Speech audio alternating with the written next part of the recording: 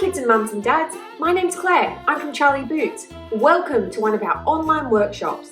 Our online workshops are really at the heart of what we do here at Charlie Boots. Today, we're doing jewellery making. I can't wait for you to join the fun. Today, we're super lucky and we've got two helpers with us. So we have Ava. Hi. And we also have Amelia. Hello. Now let's get started. As you know, safety is always a priority at Charlie Boots. So before you do anything, just check with mum or dad or an adult that you're right to go ahead. Make sure that you have a clean workspace, and grabbing a cloth like this is great because it makes sure that the beads don't roll away. And also you just have to be mindful that there are lots of little pieces. So if you have little kids running around, just be extra careful because it would be awful if someone popped something like that in their mouth. So the first thing that we're going to make today is earrings. It's one of Ava's favourite things to do, isn't it? The great thing about jewellery making is it's so creative and you can do whatever you like. We're going to show you just one type of earring that you can make today, but when you're doing it, you feel free to use any beads you like.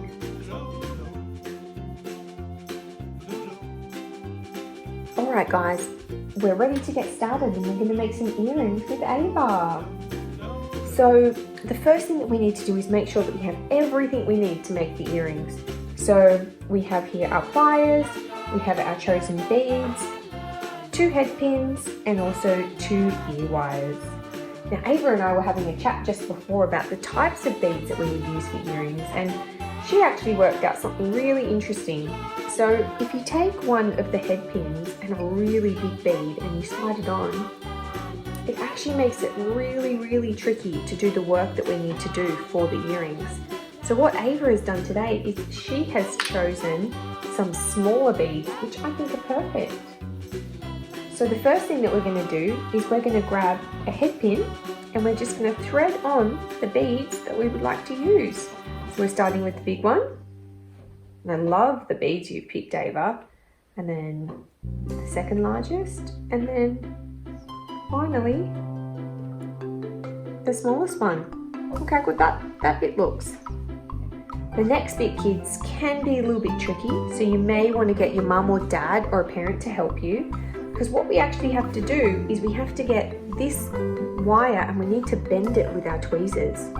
So what you can see here is if we grab it just maybe half a centimetre from the top, we're trying to twist it so it actually goes into a circle.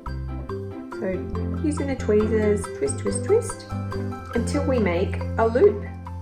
So the important thing here is that we just need to leave a little opening here, because that's when we thread on the ear wire. And finally, to close it off, all we need to do, it might be a little bit fiddly, is the bead's getting in the way. Is we clamp it down so that the ear wire doesn't come off.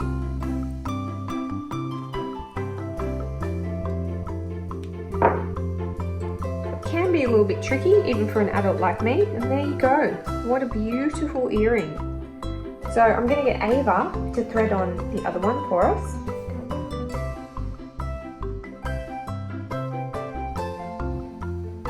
Well done. What we're going to do is we're going to thread the beads onto the head pin. As easy as that. 2, 3. And this little bit, the next thing that we're going to do is we're actually going to curve the wire. This might be a little bit tricky. You may need some help from mum or dad. What you do is you grab your pliers near the top and you're actually twisting it and turning it round so that it's in a circle. Like this. So you can see here I've got a little circle with an opening. And thank you, Ava. Then we get the ear wire and we pop it on. And now all we need to do is just close up that gap and we've made our earring. It's that easy. Thank you, sweetie. And it can be a little bit fiddly.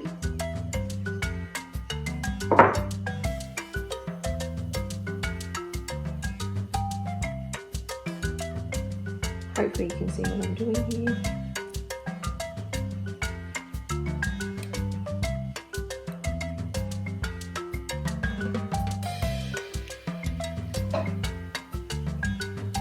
There we go. And close the gap. So here's the final product, guys. So we've got, these are the ones that we made earlier. A beautiful set of earrings. Well done, everyone. We can't wait to see what you create. Okay guys, what we're going to make now is a bracelet using this wonderful wire. As I said before, the great thing about these techniques that you're learning is that you can make either a bracelet or a necklace, depending on how long you cut the wire. So before we get started, we need to make sure that we have everything we need to make either the necklace or the bracelet. So the first thing we need is our pliers. We also need 2 crimp beads. We need a lobster clasp and also 2 jump rings. So what we're going to do first is we're actually going to use Amelia's wrist to work out how much wire we need. So I've got the wire here and we're going to cut it just about here, because having a little bit of extra wire is always handy. And it's cut. Now we're ready to start. So the first thing we're going to do is we're going to feed through one of the lobster clasps. Before we do that, we actually need to pop on one of these tiny little crimp beads. And I'll show you what we're going to do with that in a second. So on goes the bead. On goes the lobster clasp. And then what you're going to do using your pliers is actually bend this back on itself. Like this. So you can see here what I've bent it in half. And then we're going to feed that through both the lobster clasp and the crimp bead. Let's show you again. So you can see here we have the lobster clasp, then we have a crimp bead, and we've got it folded over at the end here. Now with our pliers, what we actually want to do with this crimp bead is hold it in like this. We just need to squeeze it down so that it's flat. And as you can see there, what that does is it actually holds the lobster clasp at the end. Now we may have a little bit of excess wire, and so you can just jump in there with your pliers and just chip it off. Easy done. There we go, all done. So now Amelia is going to thread the beads on to her bracelet.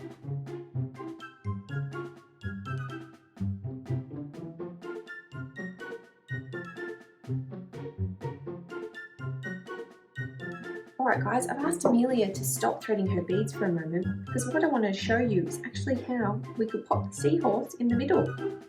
So we grab one of these clasps and we just need to thread it through where we'd like the seahorse to go.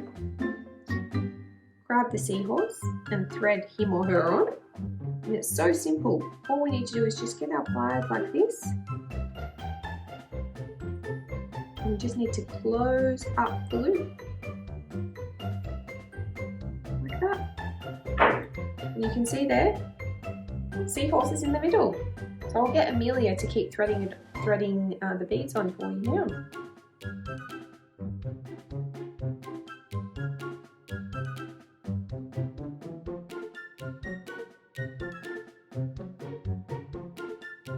Wonderful. There we go. Thank you so much. Okay guys, now what I'm going to show you is the final step to making a bracelet. So you can see here we have a little bit of excess wire, so I'm just going to cut that off just to make it a little bit easier for us to work at the end here. There we go. And you can see here what I have is another one of the crimp beads and a ring here. So I'm just going to get this ring and actually crimp it together so it makes a solid circle like that. I'm going to pop that over, oh actually no I'm not, I'm going to pop on the crimp bead and the ring on top. And then like we did at the other end, I'm just going to create a little bit of a loop like this with my fingers. You can use the pliers as well. And actually thread through. Okay guys, now that we've finished popping all of our beads on, I noticed that our wire was a little bit long, so I've actually used the pliers to cut it off, and now we're going to finish off the bracelet. So what we need to do here is pop on one of these beads again, and then I've got one of the jump rings and made sure that there's no gap in it. Pop that on. Now we just need to, like we did before at the other end, oh sorry, it's a little bit fiddly, is actually fold over the end of the wire, and you can use your fingers or you can use the pliers if that's easier. It's a little bit easier for me to use my fingers. And then we need to thread through the crimp bead like that. So you can see there we have the jump ring, then a loop and the crimp bead, and we just need to use our pliers again to flatten that one out. And if you want, you can actually trim off the end of the wire. I think that one looks perfect though. You can slide that along. And there we have it. A beautiful bracelet. I can't wait to see what you guys create.